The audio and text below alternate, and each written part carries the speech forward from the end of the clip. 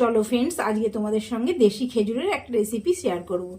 প্রথমে খেজুরগুলো আমি বেছে নেব, ধুয়ে নিয়েছি, এবার একটু বেছে নেব, এই বোটাটা ফেলে দেবো। এবার খেজুরগুলো ছুরির সাহায্যে মাংসটা বার করে নেব। এই দেখো, খেজুরগুলো ছাড়িয়ে আমি দানাগুলো আলাদা করে দিয়েছি। অতটা খেজুর ছাড়িয়ে এইটুকু হয়ে গেল। কড়া গরম হয়ে গেছে, এবার দিয়ে দেবো সামান্য পরিমাণ ঘি।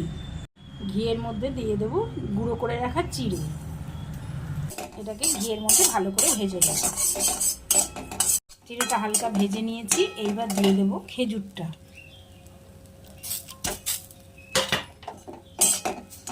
খেজুরটা দিয়েই এর মধ্যে দিয়ে দেবো দুধ।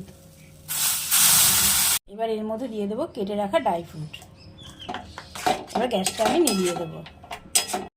এইবার এইটা আমি হাতার সাহায্যে এই কাপগুলোর মধ্যে দিয়ে দেবো।